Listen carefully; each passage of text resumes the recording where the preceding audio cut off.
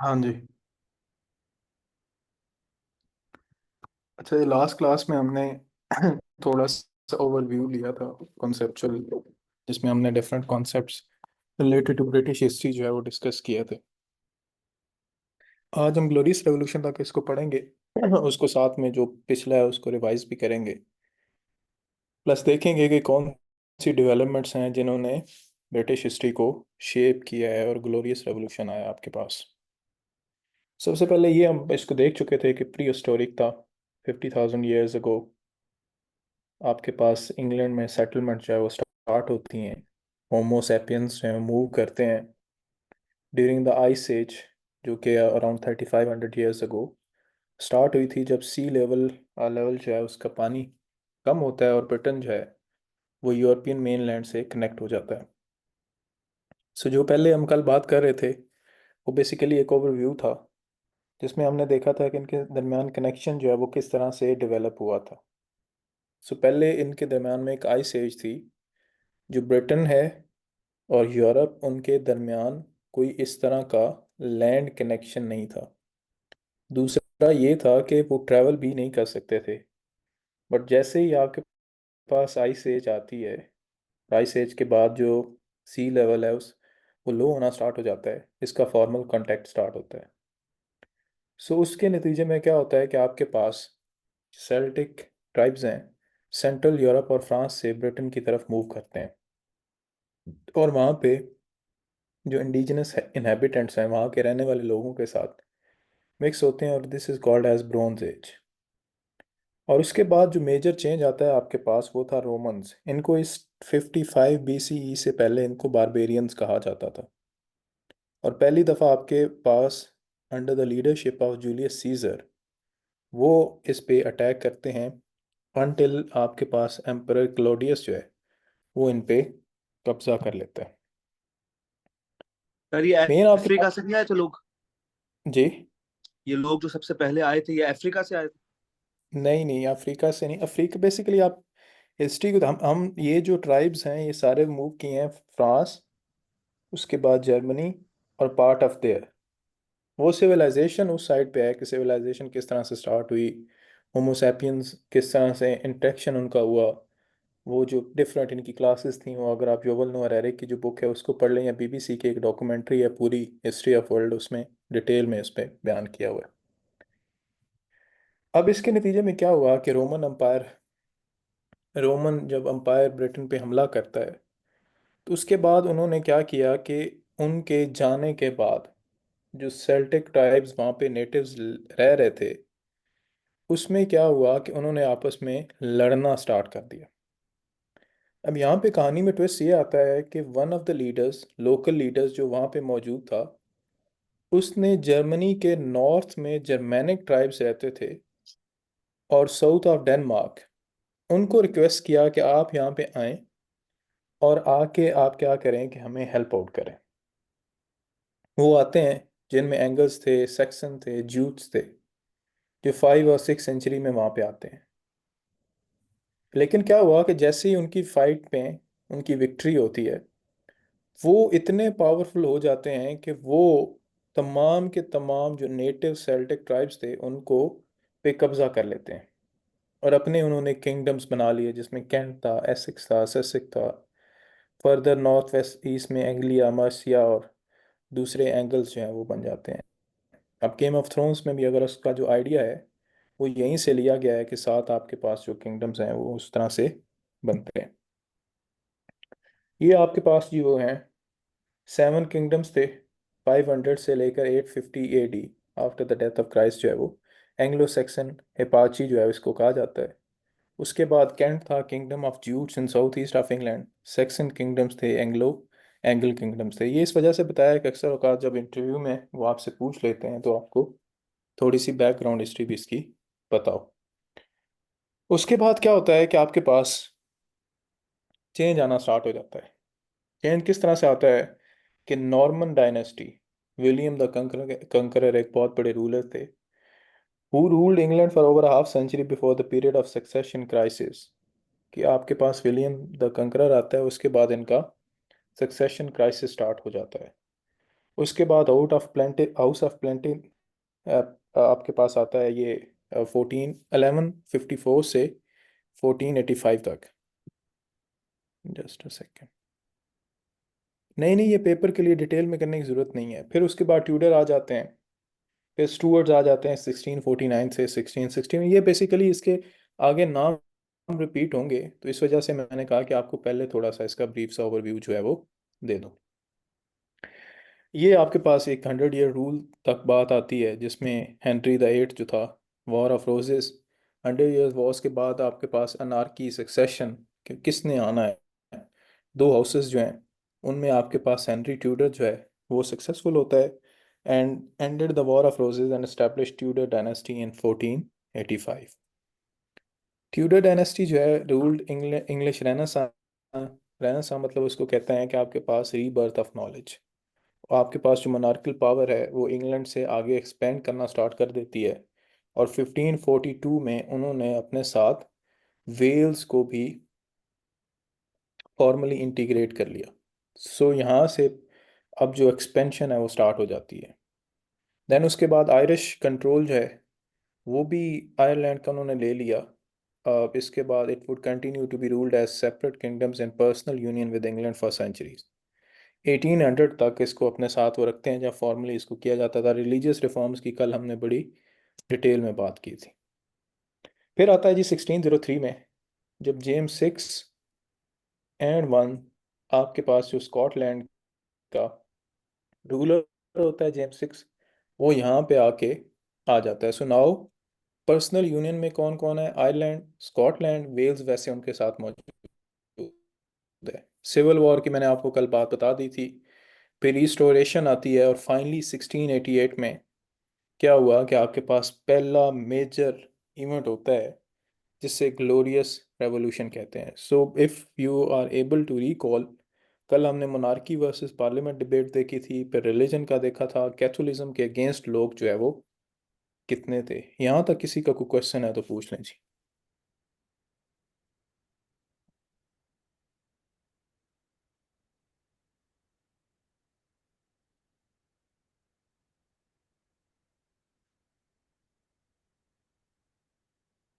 ठीक है जी।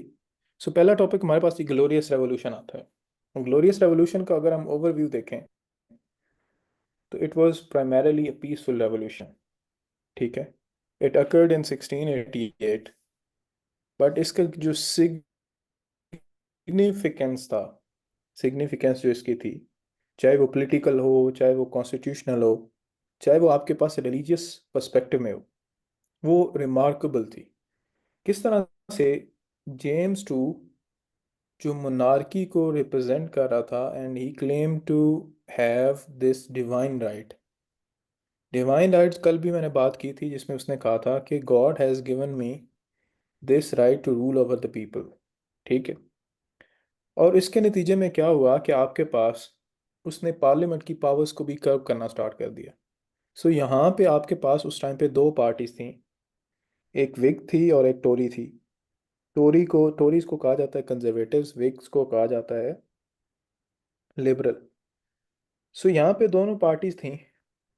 दोनों पार्टीज जो हैं इनमें से एक मोनार्की को सपोर्ट करती थी, those were Tudors, Tories sorry. The other one was Whig, जो आपके पास लिबरल और कंजर्वेटिव पार्टी में बाद में कन्वर्ट होती हैं, और फाइनली जो लिबरल पार्टी थी वो लेबर पार्टी में आज कन्वर्ट हो जाती है। सो इसकी हिस्टोरिकल सिग्निफिकेंस जो है इस वजह से है कि इसको ब्लड रेस रेवोल्यूशन भी कहा जाता है। कॉजेज क्या थी जी? सबसे पहली कॉज ये थी, James 2 wanted to restore Catholicism. ठीक है, जिसमें उसने क्या किया कि आपके पास जो रिपील टेस्ट थे, टेस्ट एक्ट था, वो किया। टेस्ट एक्ट क्या होते थे कि आपने किसी भी गवर्नमेंट जॉब में जाना है, वन, कहीं पे एडमिशन लेना है, टू, या कोई भी आपने पार्लियामेंट में या पब्लिक ऑफिस होल्ड करना है, तो अगर तो आप कैथोलिज्म को फॉलो करते हैं then you can not be allowed to take that office. ठीक है। सो उसने क्या किया, ख़त्म किया। सो इससे क्या हुआ कि आपके पास मैक्सिमम नंबर में लोग जो हैं वो आना स्टार्ट हो गए उसमें। फिर कैथोलिक्स जो थे दे वर गिवन फ्री हैंड, ठीक है, जिसमें डिक्लेरेशन ऑफ इंडल्जेंसेस था। इंडल्जेंस ये था कि आपके पास उनको माफ़ी थी कि आप कुछ भी कर सकते थे, ठीक है जी। उसके बाद क्या हुआ, पॉलिटिकल इश्यूज थे, आर्बिट्रेरी लेजिस्लेशन। उससे पहले क्या होता था कि आपके पास किंग के लिए ये ज़रूरी था कि उसने कुछ भी अगर लेजिस्लेट करना है, ठीक है जी, कुछ भी अगर लेजिस्लेट करना है तो ही has to take permission from the parliament. Parliament से अगर वो अप्रूव होगा, पार्लियामेंट पास करेगी, तो देन वो आपके पास लेजिस्लेशन आगे जाएगी। फिर उसने क्या किया कि क्लासिकल कोर्ट्स हैं वो बनाना स्टार्ट कर दिए, जिसमें उसने जो अपने मैटर्स हैं कोर्ट्स में डिसीजन भी खुद देना स्टार्ट कर दिए। यूनिवर्सिटीज़ में उसने इंटरफेयर करना स्टार्ट कर दिया, और एक अपनी स्टैंडिंग आर्मी बना ली, मेंटेन किया स्टैंडिंग आर्मी को। तो अब ये था कि उससे पहले जो सारी डेवलपमेंट्स हुई थी, जिसमें मोनार्की की जो पावर है उसको ख़त्म किया गया था, फिर उसके बाद लॉज बनाने की पावर्स ख़त्म की गई थी, प्लस उसके बाद किंग से जो बजट मेकिंग है वो ले लिया गया था। तो उनको ये एक डर लगना स्टार्ट हो गया कि अगर ये जेम्स टू दोबारा सारी पावर्स ले लेता है तो इससे एब्सोल्यूट मोनार्की आ जाएगी, पार्लियामेंट ख़त्म हो जाएगी और कैथोलिज्म वापस आ जाएगा। और क्रूशल इवेंट क्या था कि ऑन जून 10 जेम्स टू के यहाँ एक बच्चा पैदा होता है। अब इसके इससे पहले इसकी इसकी बेसिकली ये दूसरी शादी थी। उसमें इससे पहले इसके पहली शादी से दो बेटियां थी, एक का नाम था क्वीन एन और दूसरी का नाम था क्वीन मैरी। अब दोनों प्रोटेस्टेंट थी। अब यहाँ पे लोगों को लग रहा था कि इस बीवी से तो बच्चे हैं ही नहीं, अगर नहीं पैदा होते तो अल्टीमेटली 1-2 साल में मर जाएगा, उसके बाद ये क्वीन एन या मैरी में से कोई आ जाएगी, और क्या होगा कि आपके पास कैथोलिज्म नहीं आएगा। लेकिन इसके यहाँ एक बेटा पैदा होता है जिसका नाम था जेम्स फ्रांसिस एडवर्ड, और जेम्स टू के फॉलोअर्स को जैकोबाइट्स भी कहा जाता है। इसने 7 बिशप्स जो थे उनका ट्रायल किया, सेकंड डिक्लेरेशन लेके आया, जिसमें दोबारा सारे के सारे जो कैथोलिक्स थे उनके उनको क्या किया इसने, माफ़ कर दिया, या इस तरह से उसने उनके लिए खुलेआम माफ़ी दे दी। सो ये जो सारा इवेंट है, सारी जो कॉजेज़ हैं, इस इन कॉजेज़ के नतीजे में क्या हुआ उनका भी ट्रायल किया जो प्रोटेस्टेंट थे। जब ये सारी कॉजेज़ थी, इन कॉजेज़ के नतीजे में क्या हुआ कि वहाँ पे एक बड़ा हॉस्टाइल इन्वायरमेंट जो है वो क्रिएट हो जाता है। यहाँ तक क्लियर है सबको, कोई क्वेश्चन यहाँ तक?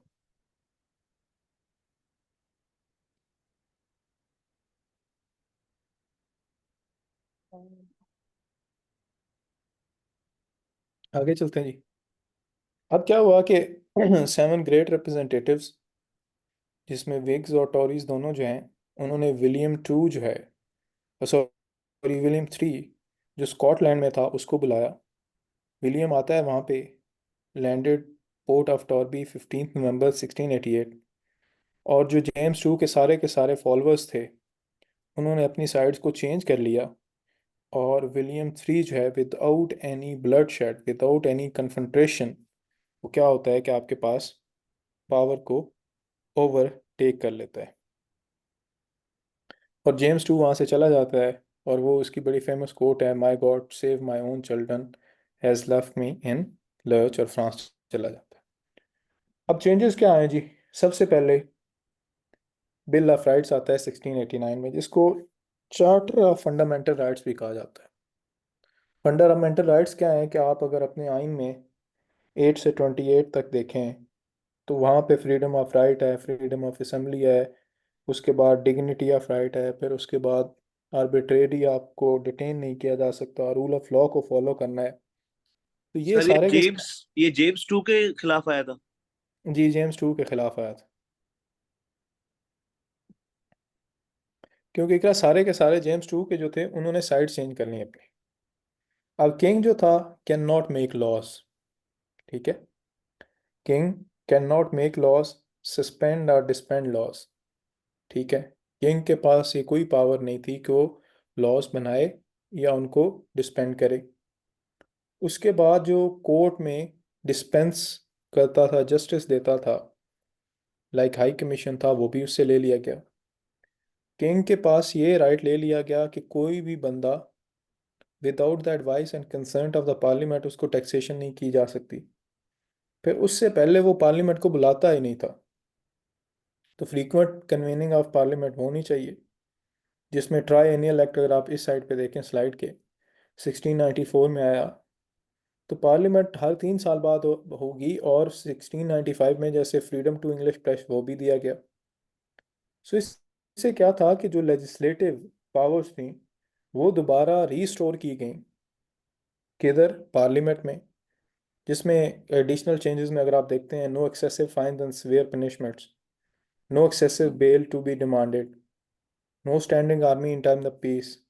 और ये जो लाइन है, नो पोपिश किंग और क्वीन और any person marrying a popish partner in future, ठीक है, कि कोई भी बंदा जो कैथोलिज्म को फॉलो करता है या किसी कैथोलिक्स के साथ शादी भी करेगा तो उसको मोनार्की में नहीं आने दिया जाएगा। ये क्रिटिसिज्म भी एक था इस पे। और right of Protestant to keep arms for self defence, कि प्रोटेस्टेंट जो है अपना आर्म्स रखेंगे फॉर सेल्फ डिफेंस। ठीक है, तो यहाँ से आप देख सकते हैं कि what the most important and glorious thing about glorious revolution was these particular changes जो यहाँ पे आते हैं, जिसमें बिल ऑफ राइट्स था, देन एडिशनल चेंजेस थे, देन फर्दर एक्ट्स भी आए जिन्होंने पार्लियामेंट को फर्दर स्ट्रेंथन किया। यहाँ तक को क्वेश्चन जी।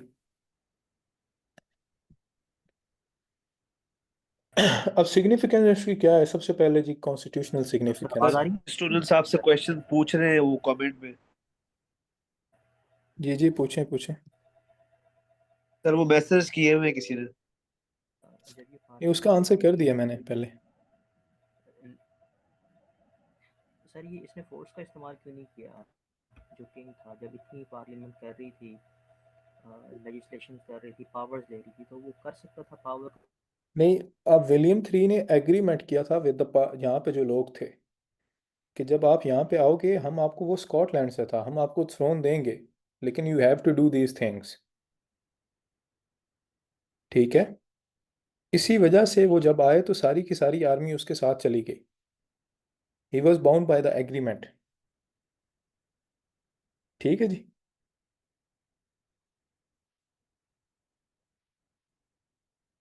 समझ आ गई? आवाज आ रही मेरी? Am I audible? यस जी यस सर। ऑडिबल तो आवाज आ रही है। अच्छा जी, उसके बाद इसकी कॉन्स्टिट्यूशनल सिग्निफिकेंस है। ठीक है जी। कॉन्स्टिट्यूशनल सिग्निफिकेंस में constitutional monarchy and parliamentary control over the adjective.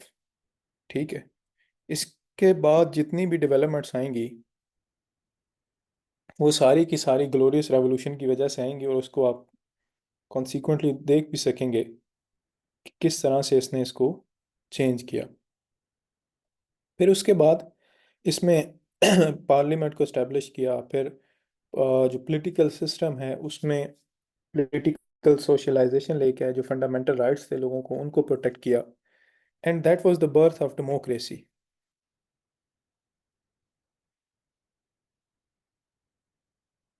ठीक है जी। उसके बाद क्या था कि आपके पास political significance led to assertive foreign policy, और फॉरेन पॉलिसी आपके पास असर्टिव आती है। काउंटर नैरेटिव ये था कि इसमें लोगों को वोट्स नहीं दिए गए। बेसिकली उन्होंने कहा कि इट वाज रिबेलियन ऑफ प्लोटोक्रेट्स, कि जो पावरफुल लोग थे, जो वहाँ पे पार्लियामेंट में चंद एक लोग बैठते थे, वो सिर्फ और सिर्फ उनके लिए ये क्या थी कि उन्होंने अपने इंटरेस्ट को बचाने के लिए वो आपके पास उन्होंने ये रिवॉल्ट की। It did not bring about democracy, limited liberty दी गई। और इसको ब्लडलेस रेवोल्यूशन इस वजह से कहा जाता है कि एक ब्लड शेड नहीं था, कंसेंट एंड कंप्रोमाइजिंग थे, कंप्रोमाइजेस किए गए, और लॉन्ग लास्टिंग रिजल्ट्स थे, जिनमें first and the foremost was divine right of king. कि जब आप कौन जॉन लॉक की फिलॉसफी पढ़ते हैं ना, डेमोक्रेसी की या कॉन्स्टिट्यूशनलिज्म की या सुप्रीमेसी ऑफ पार्लियामेंट, वो सारी की सारी inspired by this particular event है।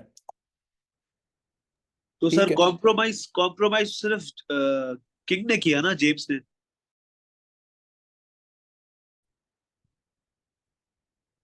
जी। जी जी, किंग ने किया, लेकिन इन्होंने भी तो देखे ना, पार्लियामेंट वालों ने भी तो कंप्रोमाइज किया ना, इन्होंने टोटली तो मोनार्की को ख़त्म नहीं ना किया। लेकिन सर पावर तो किंग के पास ही थी ना, वो चाहता तो वो पावर को यूज़ करके ना सुनता आर्मी उसके अंडर थी, और बाकी सब पावर वो चाहता तो स्टैंड ले सकता। ये वो यहाँ से कॉन्स्टिट्यूशनली चेंज हो गया ना। अब इसके बाद कॉन्स्टिट्यूशनली, अब जब आप देखेंगे अनोवरियन सक्सेशन, हम आगे जाएंगे, फिर उसके बाद 1767 तक जो एरा हम पढ़ेंगे, तो उसमें आप देखेंगे कि इसका जो चेंजेस थे बड़े रिमार्केबल थे। ठीक है, जैसे बिल ऑफ राइट्स इस्टेब्लिश किया गया, विलियम थ्री इसके बाद आ जाता है। विलियम थ्री और क्वीन मैरी जो है वो 1694 तक रूल करते हैं। और उसके बाद 1701 में क्वीन एन आफ्टर विलियम, जो इलेक्ट्रेस ऑफ हनोवर थी, वो आपके पास यहाँ पे आ जाती है। उन्होंने कहा कि कोई रिलेशन हमें पॉप ऑफ रोम के साथ नहीं रखना, कोई कैथोलिक नहीं आ सकता, कोई आर्बिट्रेरी वॉर बाय किंग नहीं होगी। और जो कॉलोनीज थी उनमें जो आपके पास मेंबर्स हैं वो नहीं आ सकेंगे। कोई किंग जो है वो पार्डन नहीं कर सकता क्रिमिनल्स को। अब इसमें आपके पास एन इम्पॉर्टेंट जो इवेंट है, it was declaration of rights, जिस तरह आप ये नीचे पढ़ सकते हैं। उसके बाद जो क्राउन के पास पावर्स थी, फर्दर वो क्या की गई आपके पास, रिड्यूस की गई। So this was all about glorious revolution. ठीक है जी। और इसको आप दोबारा एक दफ़ा पढ़ लीजिएगा, देखिएगा। इससे आगे हम पढ़ेंगे नवरियन सक्सेशन, और नेक्स्ट क्लास में इंशाल्लाह 1767 तक हम थोड़ा डिटेल में और फर्दर जाएंगे, थोड़ा थोड़ा करके ना। आपके पास इसको एक दफ़ा पढ़ लीजिएगा, देख लीजिएगा, अगर कोई क्वेश्चन हुआ तो मुझसे फिर पूछ लीजिएगा। कोई क्वेश्चन है पूछ लें जी। सर नोट्स वगैरह मिलेंगे? जी नोट्स मिल जाएंगे, और ये स्लाइड्स भी आपके साथ शेयर हो जाएंगे। ओके, थैंक ठीक यू। है जी। सर इसमें thank you very much. Important question क्या बन सकता है ग्लोरियस क्वेश्चन रेवोल्यूशन यही है के कि what was so glorious about glorious revolution, glorious revolution ने किस तरह से शेप किया।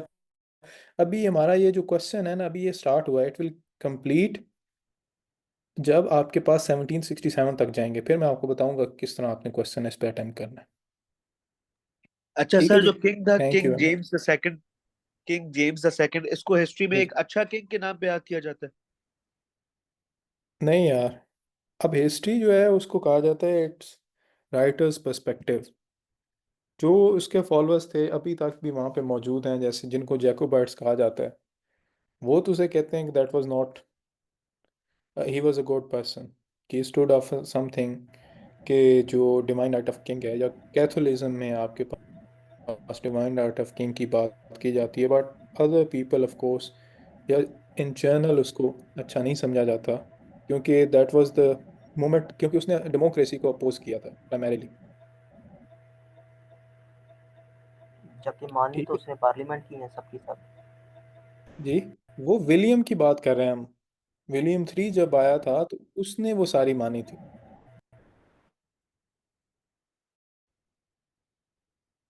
जेम्स ट्रू को रिप्लेस किया था विलियम थ्री ने।